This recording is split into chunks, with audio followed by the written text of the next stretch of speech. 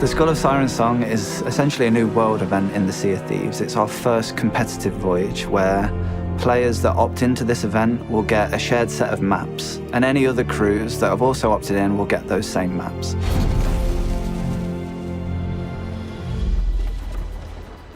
It's a really cool experience, a chance to get crews together as part of the shared world in the ongoing sandbox with all the other emergent activities that are going on, but still provide them this opportunity to chase after one another, outmaneuver each other as all crews try to claim the Skull of Siren Song and return it to earn their rewards. There's so many key elements of Sea of Thieves that people experience in sort of isolation and in separate parts. This voyage brings those parts together in a new and exciting way and fight over something that's so different to other elements inside Sea of Thieves. One of the huge influences for the Skull of Siren Song was actually an event that we did in the first year of release called Cursed Sails, and that involved creating an event that drew lots of player ships together to then combat against skeleton ships as well. And you had this huge naval battle with all of these different players, all of these different crews, all in one place, and you got such kind of epic and dramatic scenarios. And we really wanted to add that in to be a permanent fixture of the Sea of Thieves experience. The voyage itself is scheduled on a timer. It will become available to players. You're notified, with a pop-up telling you that there is now a note attached to the mast of your ship. All you have to do is read the note and you can accept the voyage. Briggsy will then appear on the ship and introduce what it is that she would like you to go and do for her, and that is search for the Skull of Siren Song and bring it back to her. Once they have the voyage, they're on the experience and they will get some treasure maps. It's up to the players at this point to go after the key or go after the chest and try and bring these items together and unlock the chest. Inside the chest is the Skull of Siren Song. We've got our 3 key stages of the voyage, or beats as you can call it. The initial introduction being the treasure hunt. Then we have what we refer to as the extraction. So that is getting those two, the chest and the key, and bringing them together to then be able to extract the Skull of Siren Song from within. And then the final beat is the race. So that's the point where you have the skull in hand and you've got to race to the final island where Briggsy is. So as you're sailing on this voyage, it will be a bit of a mystery how many other crews on the sea are taking part in the same voyage as you. Obviously, if they pick up one of the items, the skull, the chest, or the key, each of those items is marked by a beacon that you will see once the item's been dug up. But until that moment, any ship on the horizon may or may not be taking part in the same voyage as you. We make sure that the locations of where the treasures are buried are relative to the different crews to make sure that you may pass somebody and draw them into the experience. But it also exists and coincides with any other world event that can happen at the same time. That's what's brilliant about it. It can happen anywhere in the Sea of Thieves. So every time you play it, it's a fresh experience. So once players have discovered the chest, they have to get the key, or if they discover the key, they have to get the chest. It's highly likely that they'll be there for the first object, but the second object might be discovered by another rival crew. And then the second kind of phase is all about trying to coordinate with your crew and strategize how you're going to steal that item from the rival crew and ultimately combine the key with the chest to reveal the Skull of Siren Song.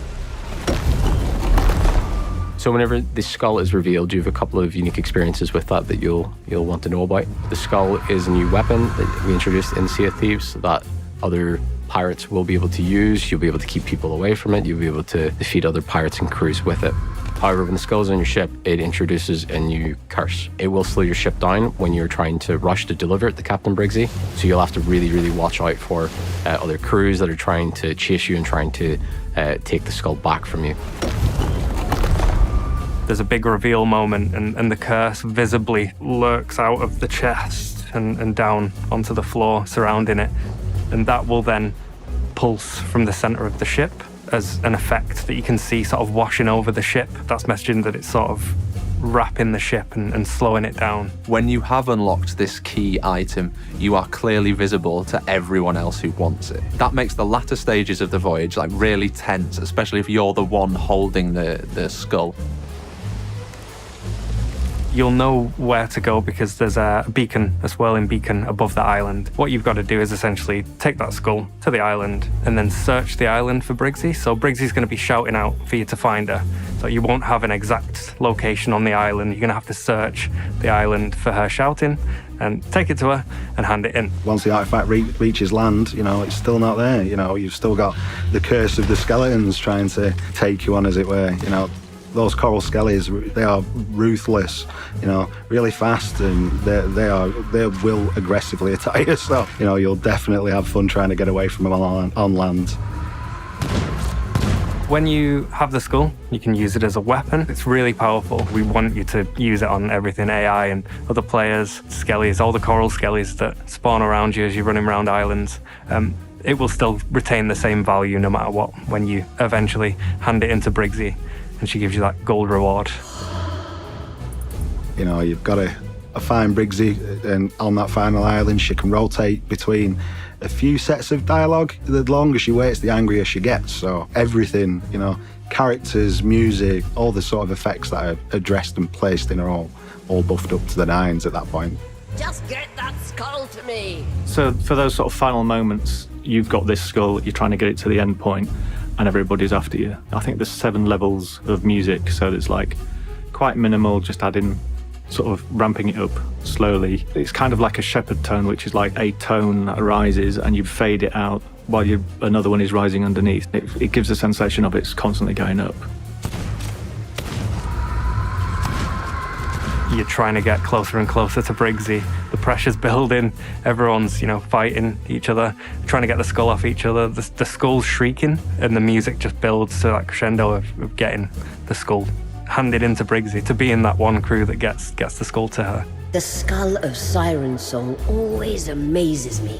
I suppose the other thing is it helps you locate Briggsy. The 7 levels of interaction are distance-based from almost like a radar, I suppose. It helps you to locate her as well. We've seen a few interesting strategies crop up. One of the strategies that we specifically have seen is as players who are maybe not in possession of the key, the chest, or the skull, they maybe sit a little bit further back and they watch the other crews battle it out, and they maybe sort of follow them in a little bit more. And as they get to the final destination reveal, they rush to the destination and try and hold off the crew at that point. They prefer to take the fight to land, maybe rather than the sea. They employ gunpowder kegs, or they rely on the skeletons spawning in, and they sort of do a bit more of an ambush strategy rather than an outright battle strategy. You don't have to be good at any one area of Sea of Thieves. You could be amazing at ship-to-ship combat. You could be amazing at treasure hunting. You could be amazing at sneaking around and boarding ships and stealing items. Or you could just be a crew that's just brilliant at sailing. So you don't need to be an expert in any one of these areas of gameplay to ultimately go on to claim the victory. And there's some really cool new rewards that players can unlock. We've got the Skull of Siren Song, flag, sail, and figurehead that are all up for grabs. And we have Captain Briggs's jacket and even Captain Briggs's mask. Certainly that mask will represent your absolute mastery of the waves. It's going to take a lot of skill and effort to win enough voyages to unlock that mask for yourself. So if you earn it, or you see any other players who are wearing that mask, you know that they are masterful pirates on the seas and are potentially quite fearsome foes should you engage them in battle. But not all of the rewards are reserved for victory. Some of the rewards are unlocked for discovering the chest, the key, and unveiling the Skull of Siren Song. I can't wait to see all of the different things that we've had happen playing internally, and just the amount of variety that we're going to find happen. It can happen anywhere, and it can happen with everyone at the same time, and just what that will result in is going to be really interesting. The idea of crews coming in and duking it out, I mean, we've played it like that throughout all of our playtests, and it has been absolute chaos. Everyone on the dev team has a story of the competitive voyage, and it's almost like everyone has a favorite memory of something, and that's why I feel like this is something special. And I really want to hear about how players have similar experiences. It's absolute madness on the waves. There's so many ships all joined together in this small area of the Sea of Thieves, and all these different stories of players kind of sneaking aboard, stealing the treasure, and all of the kind of madness that ensues on that quest. That's what I'm most excited about.